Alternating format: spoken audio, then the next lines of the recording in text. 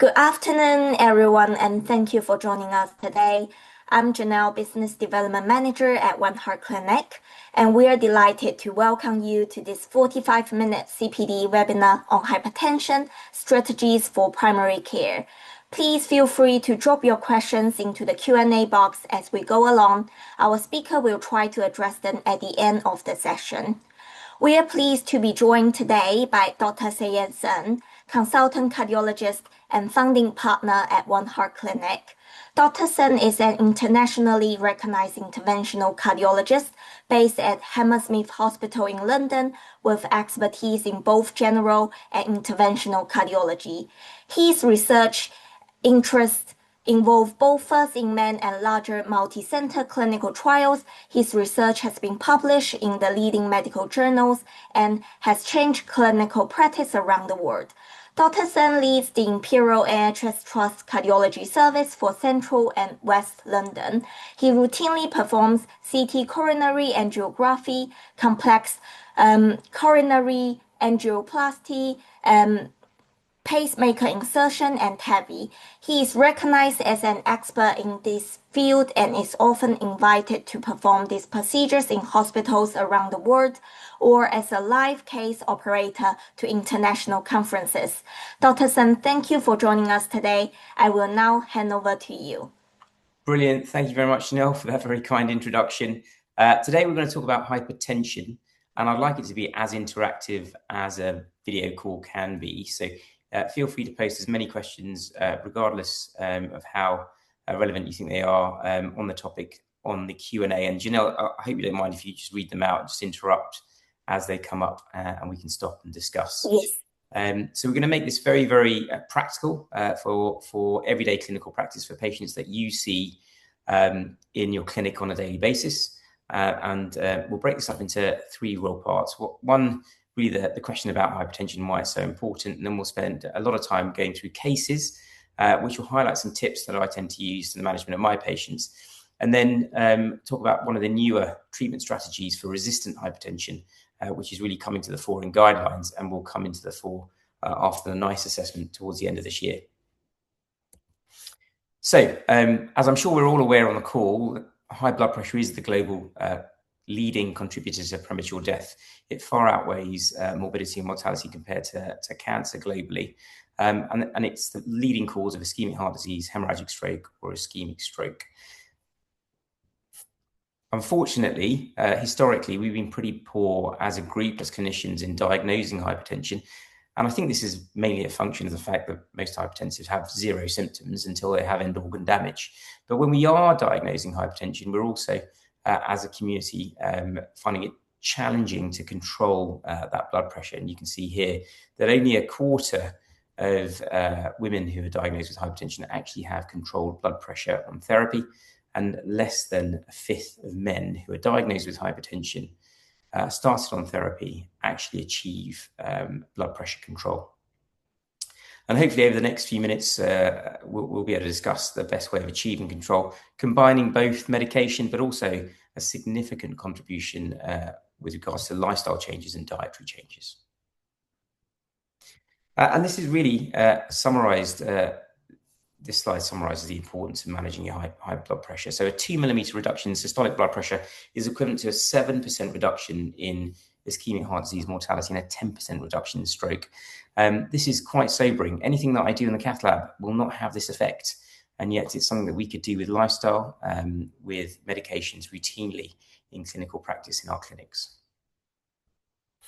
So a 5 to 6 millimeter reduction in diastolic blood pressure, which is generally the effect that we get from our amlodipine, from our indapamide and our ARBs and ACE inhibitors, results in a 14% reduction in fatal and non-fatal causes of coronary heart disease, but also 42% reduction in stroke. So the 5 to 6 millimeter reduction in blood pressure is essentially what you would get from a single tablet, but it's also what you would get from salt minimization, weight optimization, and regular exercise.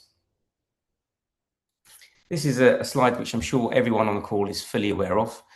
Just pop it up here for being complete, really. Anything over the threshold of 135/85 with the daytime ABPM is classified as being hypertension. There are a couple of stages according to NICE, between 135 over 85 and up to 150 over 95 is stage 1. Anything above that is stage 2. I think this is something that everyone on the call is aware of. So let's talk about diet and lifestyle, which I think is often overlooked, particularly within the cardiology space. I'm sure in primary care, more attention is paid towards this, but this is generally something that I tend to tell my patients when we have a diagnosis or a question of hypertension.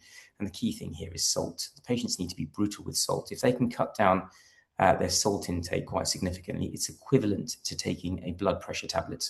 And that's quite sobering. So all we need is about 500 milligrams of salt over the course of a day, and 1 teaspoon is 2.5 grams. So I tend to say, let's keep it below 1 teaspoon. Most patients are at about 5 grams or even higher. And there's hidden salt in bread and cereals and other things, which I'm sure we're all aware of. There's something called the DASH diet, which may be common knowledge, but it's something that I tend to point my patients towards. It's essentially a diet that's designed for a patient with hypertension. It's a Mediterranean diet with low salt. And then there's exercise. And we should be aiming for about 150 minutes of moderate exercise or 75 minutes of high intensity exercise per week. And there are a couple of exercises, isometric exercises, that have been shown to reduce blood pressure or associated with the reduction in blood pressure. And these are quite eye-watering. So it's a plank, and that would be a 2-minute plank, followed by a 4-minute break, and repeat that 4 times. So a 2-minute plank is quite difficult for even the fittest person. And so what I tend to offer as an alternative is a wall sit, which is where you're leaning up, your back against the wall, your legs are at 90 degrees, almost as if you're sitting on something, but there's nothing there. And again, 2-minute wall sit, 4-minute break, repeat that 4 times, has been associated with a reduction in blood pressure. And then there's regular resistance work. So I break up the 150 minutes of exercise into 3 cardiovascular exercises: running, swimming, rowing, cycling, and then 2 weight-bearing sessions, which could be Pilates, could be yoga, could be resistance work. One of the things I also make sure I discuss with patients who have a new diagnosis of hypertension or have resistant hypertension or are young and been diagnosed with hypertension is obstructive sleep apnea. Up to 50% of patients with hypertension can have a degree of obstructive sleep apnea.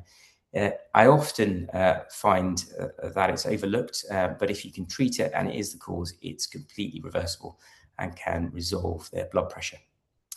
And then with weight, I think everyone's really hyper-focused on weight now, given the advent of GLP-1s and things like Mounjaro and Ozempic.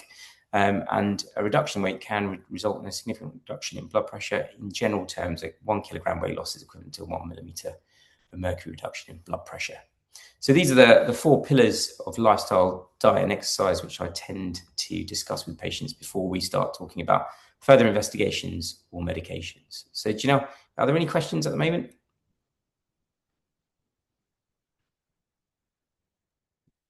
No question now.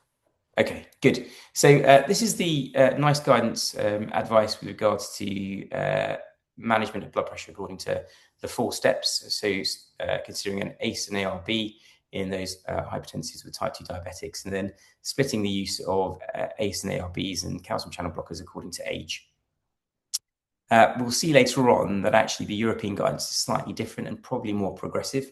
And I expect the next iteration of NICE guidance will incorporate a more progressive and aggressive approach to initiation of therapy and achievement of target blood pressure. So let's go to our first case. This is a 78-year-old gentleman, known hypertensive, dizzy on standing. Blood pressure in the office while seated is 155 over 95 and standing 134 over 68. Has a very concerned family, as you can see in the background. The medication that he's currently on is amlodipine, lansoprazole, losartan, and indapamide. So 3 medications there, pretty common medication combination for blood pressure. So the question is, what do you do? Do you target the seated blood pressure and treat according to that? Do you target the average of the seated and standing blood pressure? Or do you target the standing blood pressure? And NICE guidance is pretty clear, and it's usually quite helpful in this situation. You tend to target the standing blood pressure if there is a greater than 20 millimeter a mercury reduction in blood pressure on standing. So when you see a hypertensive patient and they're complaining of symptoms, or if they're elderly, or if they're diabetic, I tend to do a seated and a standing blood pressure to determine if there's any significant drop, and I treat according to the standing blood pressure. If there's a blood pressure difference in both arms, which is not uncommon, I tend to ask the patient to monitor the arm with the higher blood pressure.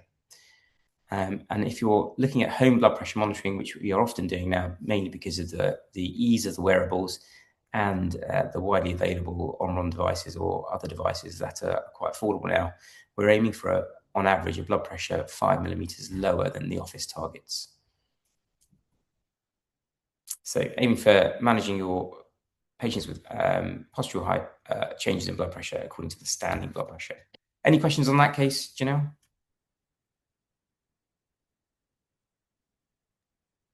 Oh yeah, there's one. Okay, For great. routine medical, would you routinely do a standing BP? So I think if there's a question of hypertension, then I probably would. But I tend to do standing BPs in those that are symptomatic. So give me symptoms of postural hypotension, elderly patients or diabetics. Hopefully that answers the question. So case 2 is a 58-year-old gentleman advised to see yourselves because during a routine eye exam was thought to have hypertensive changes on inspection of his retina. His blood pressure in the office, though, which you've repeated 3 times, is 132/78. He's not on any other medication. He has no risk factors. What do we do here? Do we reassure and discharge? Send him back to the ophthalmologist because his blood pressure is absolutely normal, or do an ABPM. So this is a really interesting presentation for patients, which is not uncommon. And I used to see in my resistant hypertensive clinic at Hammersmith, there would be patients that sometimes come in, you'd do the blood pressure, and they'd be adamant that their blood pressure at home was much, much higher than the blood pressure in the office. And this is actually a phenomenon known as resistant hypertension. So when you see these patients who may have a normal blood pressure in clinic but have evidence of end organ damage, left ventricular hypertrophy, slightly impaired renal function, or retinal changes, always have a low threshold to do an ambulatory blood pressure monitor. And in this case, you can see that the patient does have indeed isolated systolic hypertension. And this is called masked hypertension, and in fact isn't a small population. So I think as a community, we're fully aware of white coat hypertension, those patients that develop a high blood pressure when they come and see the doctor or in clinical spaces, but that isn't continued at home. Masked hypertension are those patients that come into the clinical environment and have a normal blood pressure but have a high blood pressure at home. And in fact, masked hypertension, because it is often missed, is associated with quite significant morbidity and mortality. And so I tend to have a low threshold of searching for hypertension in those patients who have evidence of end organ damage, such as left ventricular hypertrophy, even if that's on voltage criteria on ECG, echocardiography, retinal changes, or renal impairment. And often as cardiologists, we see patients who have a dilated aortic root on routine echo, and those patients that also have low threshold for searching for high blood pressure. So another tip, if the office blood pressure is normal, but there's evidence of end organ damage, consider masked hypertension and have a low threshold for proceeding towards an ABPM. Any further questions at this stage now? Yes. So they ask, what about sitting and lying BP, please? I have a patient whose BP tends to get higher while sitting, but not quite 20 difference. So if it gets higher when sitting, that's not as concerning as if it gets lower on sitting. If there is a change, it all depends on symptoms, if I'm honest with you. So if they're completely asymptomatic, but there is a blood pressure change on change of posture, then I'll have a lower threshold of up-titrating medications. I'll be a bit more cautious in terms of up-titrating medications, but it will depend on symptoms. So lying to sitting, if there's a drop in blood pressure, then you would treat the sitting blood pressure, not the lying blood pressure. But if there's an increase in blood pressure when you're seated, then that's not uncommon. Yeah, there's also one. If ABPM not available, can we do HBPM instead? Yeah, often do that. And that feeds into this slide here. So a home blood pressure monitor is perfectly reasonable in two cases. One, if the ABPM is not available, but also there are a proportion of patients who just don't like an ABPM. I don't know if anyone in the audience have any experience of a home of a 24-hour blood pressure monitor. It is not very comfortable. So there's a significant proportion of patients who refuse it. If you are doing a home blood pressure monitor, I tend to advise the patients to take a seated position, rest their back against the chair, and take 3 consecutive recordings in the morning and 3 in the evening, roughly the same time each day for 5 consecutive days. And then they send that across to me, and I tend to average, ignore the first reading, average the 2 and 3.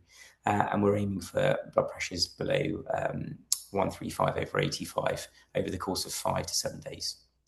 The reason to try and push for an ambulatory blood pressure at least once in any hypertensive is to try and work out if there's any nighttime dipping. So it gets a more accurate assessment of their prognosis. So all your treatment thresholds with regards to the diagnosis of hypertension are based on the daytime ambulatory blood pressure results. So anything above 135/85 is deemed hypertensive.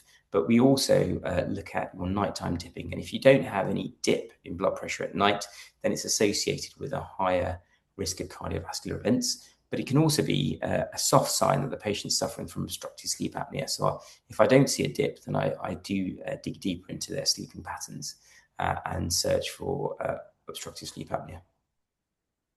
Yeah, and also are some patients more salt sensitive, and should we also concentrate on K-rich foods? Yeah, 100%. So some patients, particularly younger patients, can be very salt sensitive, and if they are, then you'll see a massive response to medications like indapamide. I often tell my patients to, if they're cooking at home and they want some salt, it's low sodium salt or potassium-based salts, which have been shown to help with blood pressure. So absolutely, yes. Supplementing your potassium can be very helpful. Obviously, it depends on individual patients. So if there's renal impairment, for example, then you have to be cautious. Also, there's another one I use what is called low salt, which states it has 66% less sodium. I prefer some salt in my diet and am on amlodipine 5 milligram daily. Is that version of salt acceptable as it is low salt? Yeah, so low salt is absolutely acceptable. So what I tend to say with regards to salt, take control of your diet. So if you're cooking at home, yeah, sure, you can add a bit of salt, but it's going to be low salt or potassium-based salts.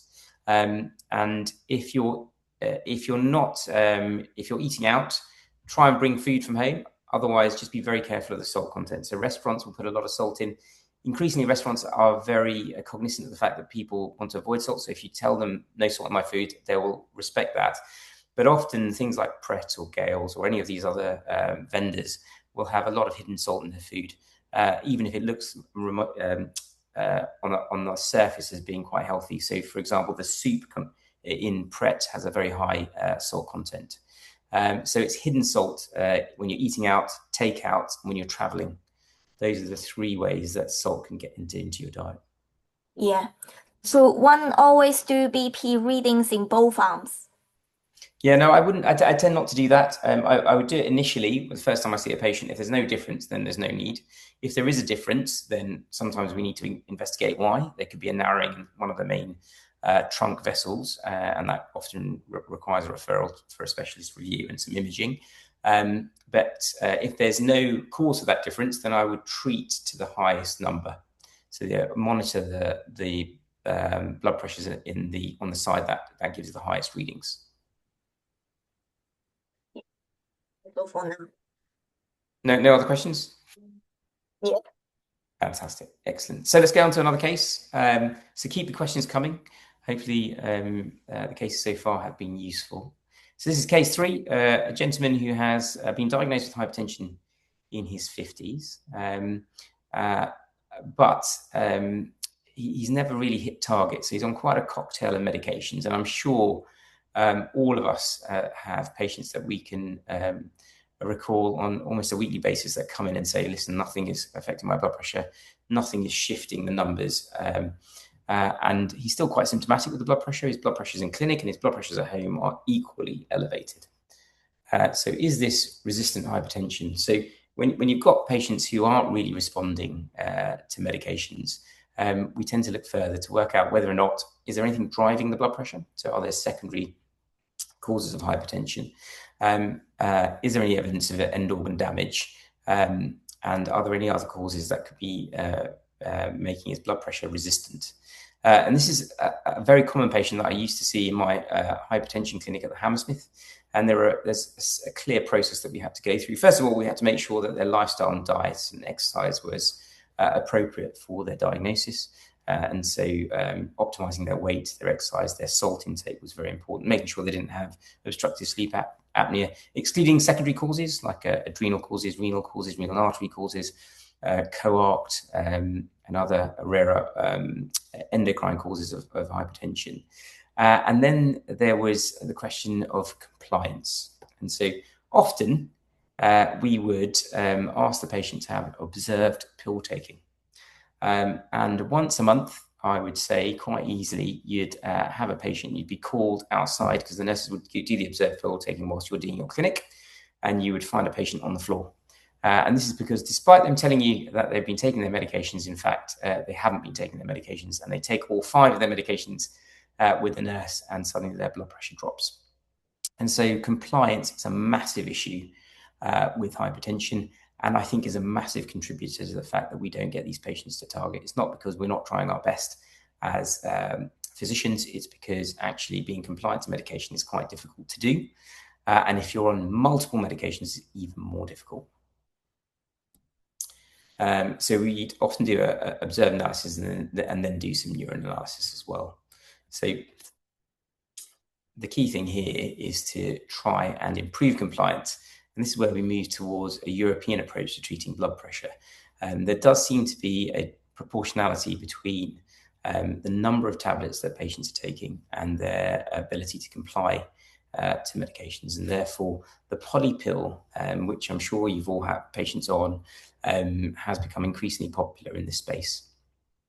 And so for this gentleman, we switched his medications to a single pill called Sevacar, which is a combination of olmesartan and amlodipine. There's lots of other combinations available, usually with an ARB or an ACE and a calcium channel blocker.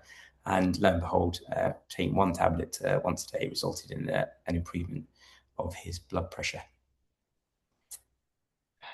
To work out average BP, one can use AI or medical AI website much easier than punching numbers to calculate manually. Would you use amlodipine in dose greater than 5 milligram? Oh, I didn't quite understand that. So using AI to calculate the blood pressures from the home recordings, or? Yeah. Just repeat that again, Janelle. Sorry, you broke Yeah, out. so to work out average BP, one can use AI or medical AI website much easier than punching in numbers to calculate manually. Would you use amlodipine in dose greater than 5 milligram? All right. So amlodipine dose is very interesting. So I find that most of the blood pressure effect of amlodipine is at 5 milligrams. And when you go from 5 to 10, you have a minimal improvement in your blood pressure, but an exponential increase in your side effects. So I tend to limit at 5. And so with the combination medications that we're mentioning, they will have 5 and 10 milligram combinations, but they'll often go higher up on the ARB or the ACE inhibitor and provide all the dose ranges for the ARB and ACE inhibitor at 5 milligrams. And if I find myself getting stuck with the highest ARB and only at 5 milligrams of amlodipine, I'd end up moving towards a diuretic. So I very rarely go to 10 milligrams of amlodipine. And in fact, most patients that I see on 10 milligrams are reduced to 5.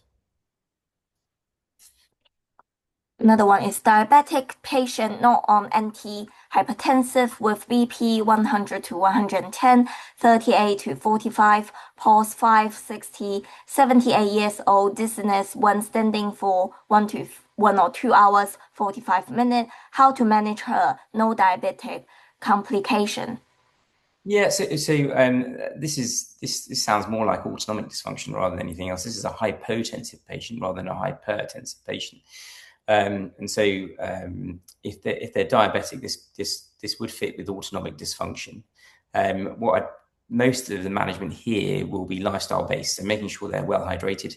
And in this population, you might argue that you might need to add a little bit of salt, particularly if they're symptomatic.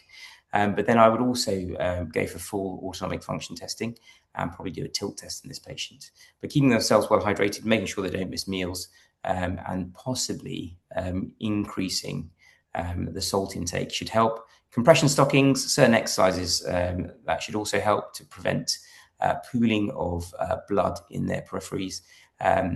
Things that will improve their core strength. So Pilates is very useful for these kind of patients, and resistance training is very, very useful. And then advising them on techniques to help manage their symptoms when they are changing posture. So tensing their large leg muscles, for example, so crossing the legs if they're seated and they're feeling dizzy, for example, or tensing their core muscles, which are only things that will really work if they've been exercising for a regular period of time. And so it's pretty much a journey for these patients who are hypotensive but symptomatic with postural change. Hopefully that answers the question. If there's no further There's another one. Yeah, scan 7-day BP home readings can be scanned, copy and paste as prompt to work out average BP. Yes, I mean, with I think this goes back to the other question. So, with AI now, as long as there's you're GDPR compliant and you don't have any patient identifier information, that scan copy you can upload to ChatGPT or Claude and ask it to analyze it, and it will give you an average. What I tend to do is ignore the first reading, average the second two, and it'll give you an average in the morning and the evening, and there you go, you've got your answer. Previously, until quite recently, we would do it manually. Should we move on now? Brilliant, fantastic. So the key thing with therapy, if you are initiating therapy for the first time, what I often find very useful is to manage patients' expectations. So most hypertensive patients are on at least 2 to 3 medications to hit target. And there's, in my view, no point being on medication if you're not at target. So I make that very transparent at the beginning of our conversation. And then I tend to say that there are, 2 or 3 pathways or 3 or 4 pathways that will cause your blood pressure to go up, and your body's very good at identifying which pathway you've blocked, and all it does is upregulate the other pathways. So we tend to target 2 pathways initially, and we'll use a poly pill, and that's to make sure that the blood pressure comes down nicely. And the quicker the patient sees the blood pressure come down, the more likely they are going to be compliant with the medication because they see its effect. What I tend to also say is that I don't measure your blood pressure for the first 3 weeks, because you're not going to see much of an effect, and it will just frustrate you. And then after 3 weeks, do some home recordings and send it to me.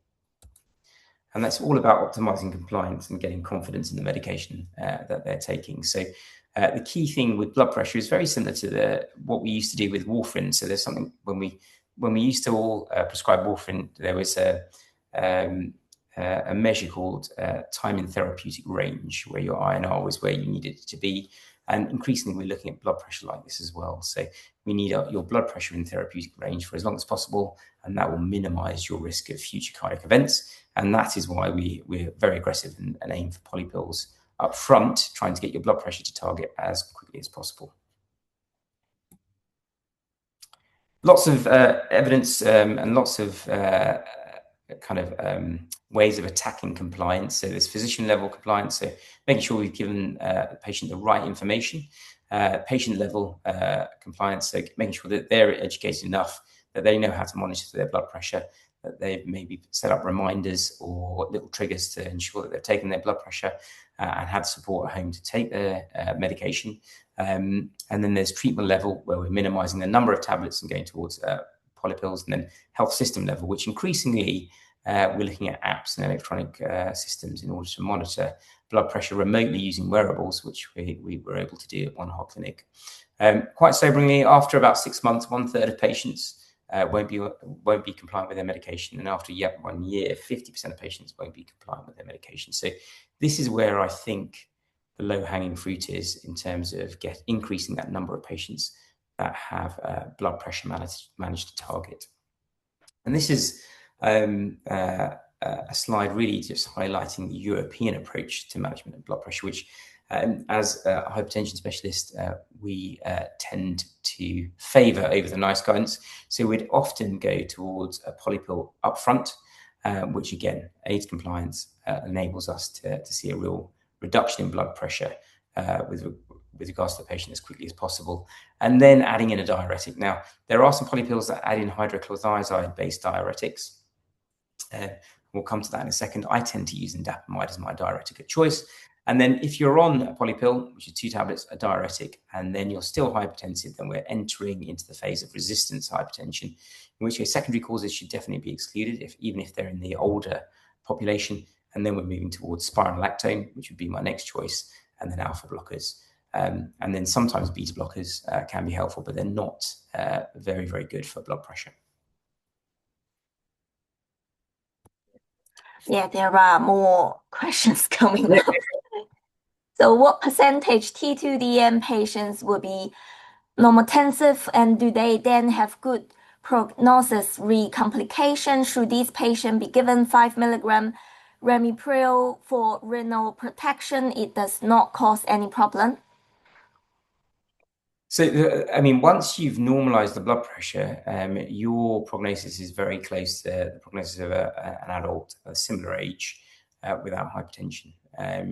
The prophylaxis of ramipril in patients who are not hypertensive and not diabetic isn't necessarily recommended in guidelines, so I don't tend to do that. Anything else? Janelle, was that the only question? I'm assuming that is, so we'll move on. Oh, yeah. So in terms of the incidence of resistant hypertension, so about 40% of patients will be classified as possibly resistant, and the definition is very specific. So it's equal to or greater than 3 antihypertensive drugs, and one of those has to be a diuretic. And increasingly, there are patients that are resistant on this despite being compliant. And there are also patients who are intolerant to multiple medications, and I would classify those as also having resistant hypertension.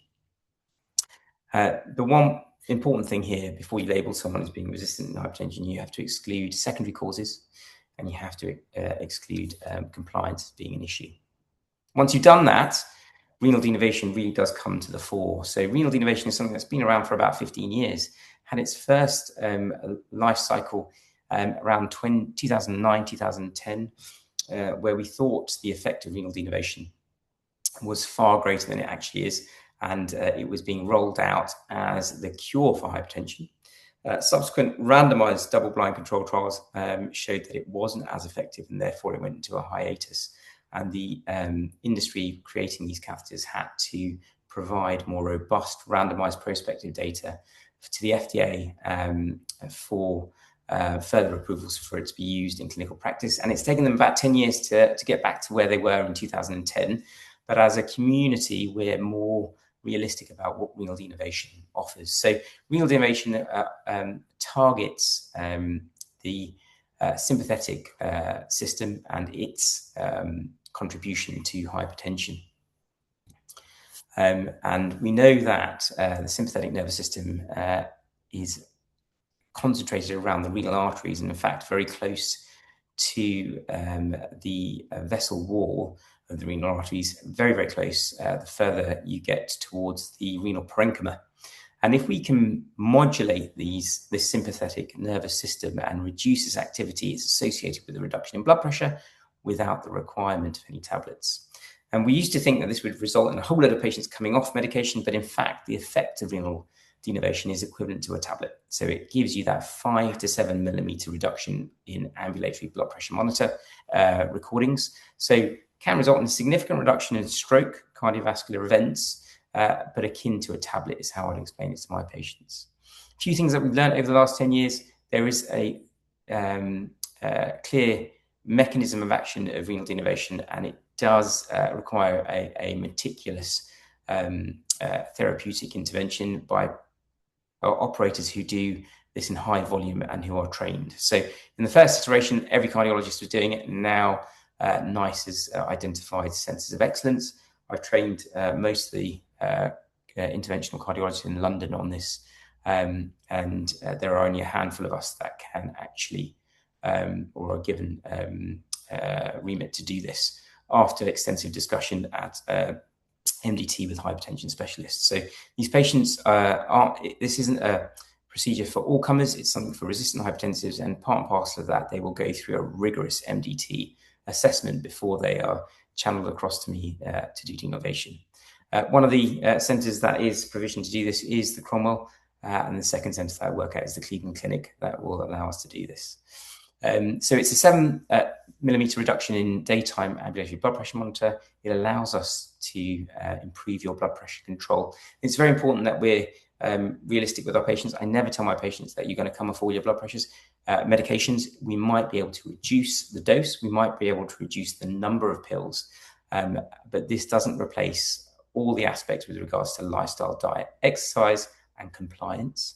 What we do know is that the maximum effect tends to develop with time, with the best effect seeing at 6 months, and that tends to last out to 5 years in the cohorts that we've seen.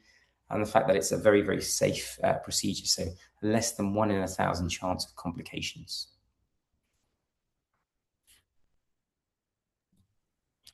Yeah, so as a result, yeah, you go for it. just go on.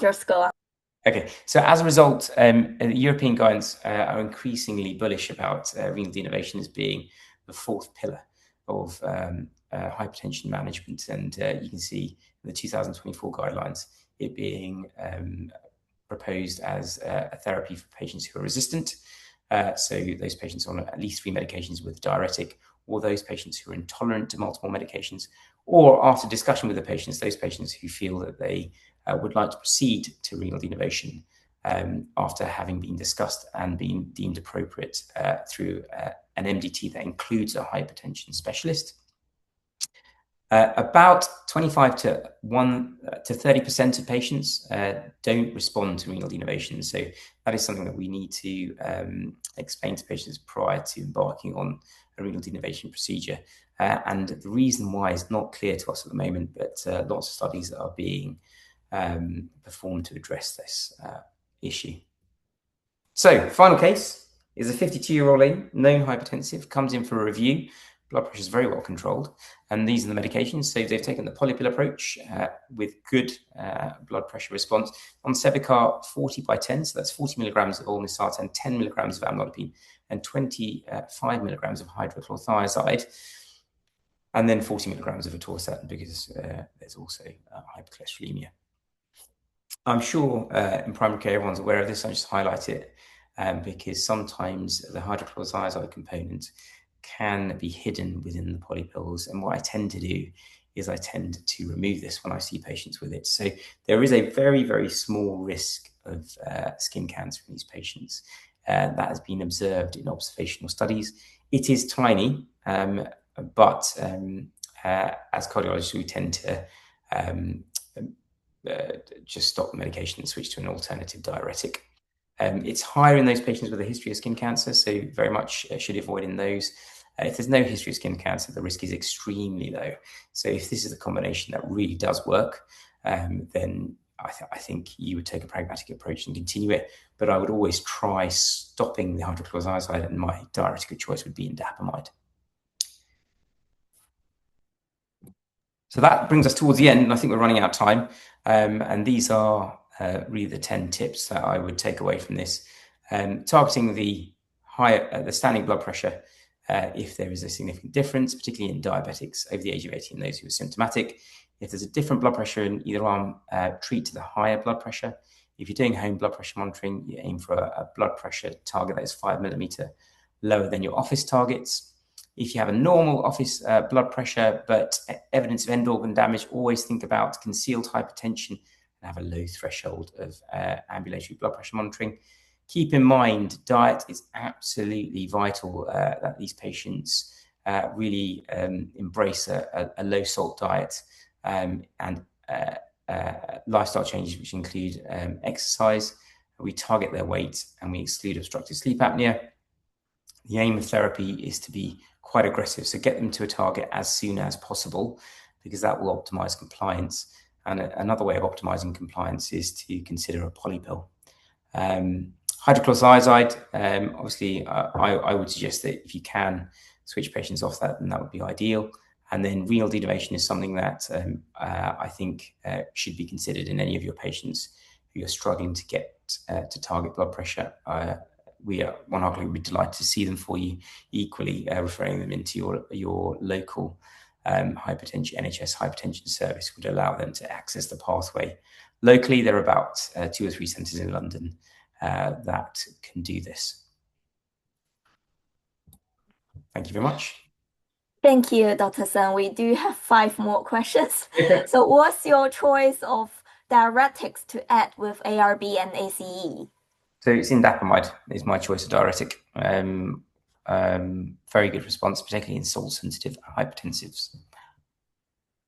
Another one, it's called symptoms from ACE. After stopping, how long before cough symptoms resolve? So the cough, which I'm assuming, should go pretty quickly. So within a week, you should get rid of the cough. Because the active ingredients out of the system, your body will get rid of the trigger for the cough. If it's continuing, it's nothing to do with the ACE inhibitor. So when is the best time to take lodipine 5 milligram? Is there any preference for timing for drug effectiveness? No, there was a little study that caused a bit of a ripple a few years ago, saying that certain tablets should be taken at night over the day. That's not been borne out in other studies and has been debunked. So all I'm keen on is that you take it roughly the same time each day and you take it every day. That's the main thing. When do you treat high isolated diastolic BP? So to be honest, if it's above 85 millimeters of mercury, I would initially do 2 things. So often you see high isolated diastolic blood pressure in younger patients, and that usually responds actually to exercise. If it is borderline, so in the realms of between 85 and 90, I'd give them 6 months of aggressive exercise. If they're young, things like high intensity interval training, resistance work, weight loss, salt reduction should do the trick and do another ambulatory blood pressure in 6 months' time. And that's what the guidelines would suggest. If it's higher, I would often tell the patient I'm going to start some medication. So above 90 millimeters of mercury, I'd say I'm going to start some medication and please do the usual things in terms of lifestyle, diet, exercise. We'll repeat it in 6 months' time. And if you've come significantly below 85, we'll consider stopping the medication. What other investigations we need to do for young patients diagnosed with high BP? So we used to do a whole load of tests with regards to urines and daytime cortisols. Now it's one set of bloods to look at your cortisol, your thyroid, your parathyroid, your catecholamines, your methamphetamine, your 5-hydroxy indoleacetic acids, and then instead of a urinary test, that would cover all of those secondary causes. And then I would do a hypertension MRI, and that will exclude all the structural causes. So that will exclude coarctation. It would look at left ventricular hypertrophy. It would exclude renal artery stenosis, renal parenchymal disease. It would exclude adrenal disease. Which BP mediate? Yeah. So we do a blood test and an MRI scan. That's all we do. We do the urine test. So which BP immediately after strenuous exercise would you find concerning in a healthy individual 30 to 50 years old? So immediately after exercise, you would tend to find a blood pressure that drops. During exercise, sometime after blood pressure. So if you're taking it just as you're at your peak heart rate, your blood pressure would be elevated. We tend to base this on what we find on exercise tests. So we look for an increment of at least 20 millimeters of mercury. It can go higher. We would stop an exercise test if your blood pressure was above 220 over 110. That would be concerning. But I think if your blood pressure is elevated and remains elevated despite your heart rate coming back to normal, then it's probably worth just having a chat or considering an ambulatory blood pressure monitor. But we're looking at an increase in blood pressure is normal, but it has to be pretty extreme for us to be diagnosing hypertension. Is there any evidence that food can lower BP? food can lower BP. There is some anecdotal evidence about beetroot juice and foods such as that. The only thing that can lower your BP, in my view, is salt. So minimizing your salt, it will lower your blood pressure. What's your preferred polypill? So I like Sevicart, which is why he featured heavily in this. But there's Exforge, there's lots of other polypills. They're all the same. So whatever you're comfortable with. I haven't. There's no significant difference between them. So can indapamide and spironolactone given together? So you're talking about plant sterols and indapamide. I don't see there being a problem with that. If that's the question, I can't see the chat at the moment, so I don't know what the second was. I think it was a plant sterol, which we often suggest is quite good for your cholesterol. But if that's the question, then that and indapamide shouldn't have an issue. Okay, I think that we answered all the questions, and thank you, Dr. Sen, again for such an insightful and practical session, and thank you to everyone for taking the time to joining us today. We hope you found the webinar helpful and relevant to your day-to-day clinical practice. A follow-up email will be sent shortly with further information, so if you have any additional questions, feel free to contact us again, and we look forward to welcome you to our future CPD sessions. Have a lovely afternoon, everyone. Thank you. Thanks.